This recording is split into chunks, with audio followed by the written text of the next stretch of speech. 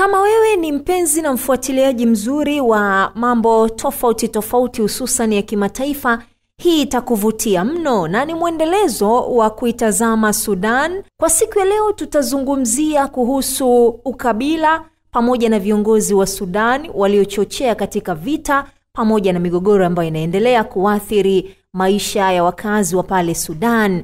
Sudan ni moja ya mataifa barani Afrika yenye historia ndefu ya mchanganyiko wa tamaduni, makabila na hata dini. Kwa zaidi ya karne moja taifa hili limekuwa likitawaliwa na mvutano unaotokana na ukabila, migawanyiko ya kijamii na hata mapambano ya kisiasa. Ingawa ukabila kama utambulisho wa kijamii si tatizo katika asili yake, mfumo wa kisiasa wa Sudan umefanya kuwa chombo cha kupata madaraka, lakini hata katika kutengwa kwa makundi fulani na hatimaye kufungua mlango wa machafuko makubwa na vita vya muda mrefu. Katika kipindi cha kisiasa Sudani, kuanzia enzi za ukoloni, uhuru na hata utawala wa kijeshi na mabadiliko ya serikali, ukabila umekuwa ukijengwa na hata kutumiwa kuchochewa na viongozi wa juu kwa juu. Viongozi hawa ni kama sababu ya maslahi ya kisiasa, kijeshi na hata kiuchumi. Wameapa makabila fulani hadhi na kuyaacha mengine nyuma.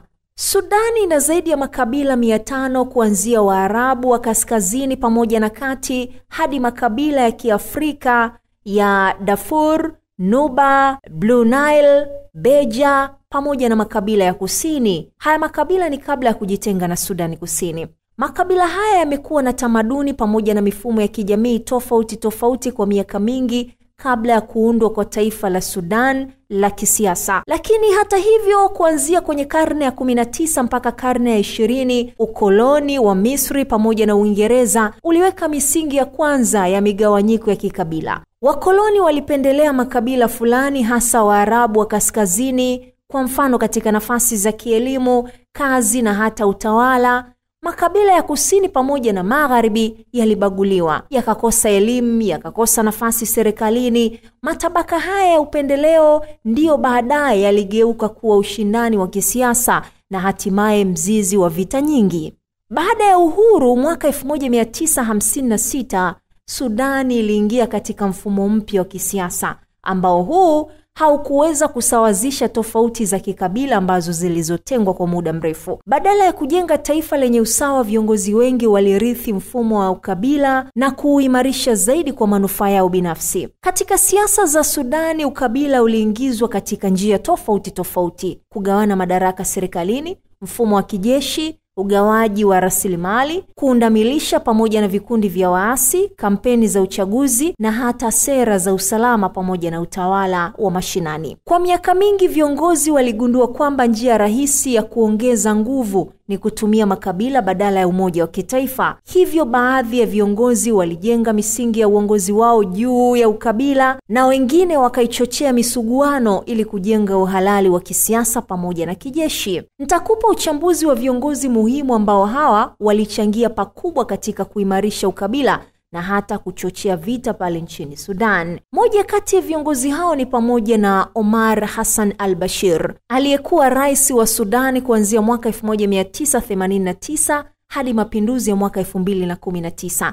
Alikuwa mmoja wa viongozi waliotumia ukabila. Serikali yake iliendesha sera ambazo zilijulikana kama Arabization, sera zilizofanya utambulisho wa Kiarabu kuwa bora kuliko utambulisho wa Kiafrika. Katika maeneo kama Darfur, Nuba Mountains pamoja na Blue Nile, sera hizi zilionekana kama ubaguzi wa moja kwa moja dhidi ya makabila yasiyo ya Kiarabu. Migawanyiko iliimarika pale serikali ya al-Bashir iliposababisha fursa za kielimu, kazi, ardhi na hata kisiasa na kuwanufaisha zaidi Waarabu wa kaskazini. Wakati mgogoro wa Darfur wa mwaka 2003, al-Bashir alishutumiwa kwa kuunga mkono milisha za Kiarabu za Janjaweed dhidi ya makabila ya asili ya Kiarabu. Mpango huu ulisababisha maelfu ya vifo na hata kuongezeka kwa uhasama wa kikabila. Kwa sababu hiyo, mahakama ya kimataifa ya uhalifu ICC ilimfungulia mashtaka ya mauaji ya halaiki.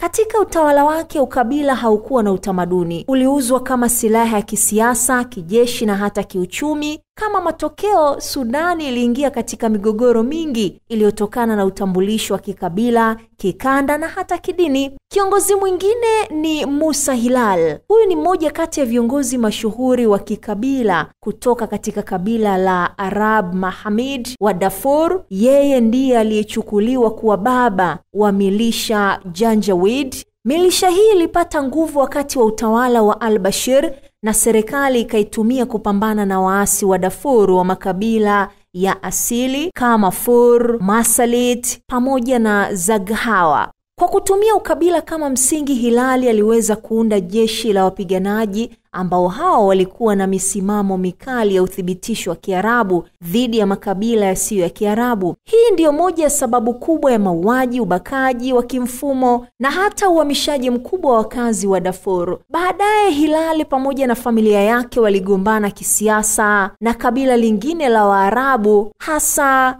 Rezgat upande wa Mehet, hali ambayo imeleta mkanganyiko wa zaidi wa kikabila ndani ya jamii ya Waarabu wa Darfur wenyewe. Sasa mchango wa Hilali katika kuchochea ukabila ni mkubwa kwa sababu uliunganisha utambulisho wa kikabila pamoja na silaha na hivyo kuongeza makali ya vita. Mtu mwingine ni Mohamed Hamdan Dagalo, maarufu kama Hemet.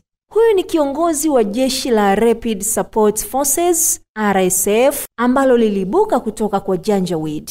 Hemeti anatokana na kabila la Rizeigat, kundi la Waarabu wa jangwani. RSF ilipoanza ilikuwa na utambulisho wa kikabila sana. Hemeti alitumia makabila ya Waarabu kama Darfur kama msingi wa nguvu zake. Kwa mara nyingine tena ukabila ukahusishwa na silaha, rasilimali na hata madaraka. Katika vita vya mwaka 2023 hadi 2024 kati ya RSF na jeshi la Sudan, ukabila ulionekana wazi kabisa. RSF iliungwa mkono na baadhi ya makabila ya Waarabu wa Darfur, huku makabila ya asili yakijikuta yakiwa wahanga tena wa mashambulizi. Huu ni mwendelezo wa mgawanyo wa miaka mingi iliyopita. Hemeti aliendeleza ukabila kwa njia takribani kadhaa. Uajiri wa kijeshi wa kikabila, ambapo hadi leo RSF inaonekana kama jeshi ambalo linalotawaliwa na makabila fulani tu, lakini pia uwekezaji wa rasilimali kwa makabila yake kama vile dhahabu ya Jebel Amir, kujenga utambulisho wa kisiasa, kuwakilisha Waarabu wa Darfur, jambo lililoongeza mgawanyiko wa maeneo. Kwa hivyo sasa Hemet ameendeleza na kurudia historia ya ukabila ambayo ilianza enzi za Musa Hilal. Kiongozi mwingine ni Sadig al-Hamdi. Huyu alikuwa waziri mkuu wa Sudani takribani mara 2. Alikuwa pia imamu wa jumuiya ya Ansar, kundi kubwa ambalo lina mizizi katika kabila la al-Hamad. Ingawa yeye mwenyewe hakuwa mchochezi wa vita, siasa za chama chake kwa miaka mingi zilijengwa juu ya mfumo wa kikabila pamoja na kidini. Katika maeneo ambako Ansar walikuwa wengi, nguvu za kisiasa za al-Hamdi zilikuwa juu sana kuliko maeneo yasiyo na jumuiya hii. Hii iliimarisha mgawanyiko kati ya makabila pamoja na maeneo mbalimbali nchini Sudan, hasa kati ya kaskazini ya kati pamoja na mikoa iliyotengwa. Kwa hiyo al-Hamdi hakuwa mchochezi moja kwa moja wa vita, lakini alichangia kuimarisha siasa za utambulisho ambazo zimekuwa sehemu ya migogoro ya Sudani kwa muda mrefu. Kiongozi mwingine ni Nimer, aliyekuwa rais wa Sudani tangu mwaka 1969 hadi 1985. Huyu alijaribu kuunda Sudani yenye utambulisho mmoja. Hata hivyo, sera zake zilikuwa zinawaweka pembezoni makabila ya kusini pamoja na magharibi. Kuondoa utambulisho wa makabila yasiyo ya Kiarabu kwa kulazimisha utambulisho wa taifa moja kulichochea vita vya kusini, kulichochea uasi katika maeneo hayo na hata kuongezeka kwa sifa za ukabila upande wa kusini. Kwa hiyo ingawa nia yake ilikuwa ni umoja, matokeo yalikuwa ni kinyume kabisa. Mgawanyiko zaidi ulionekana pale nchini Sudan.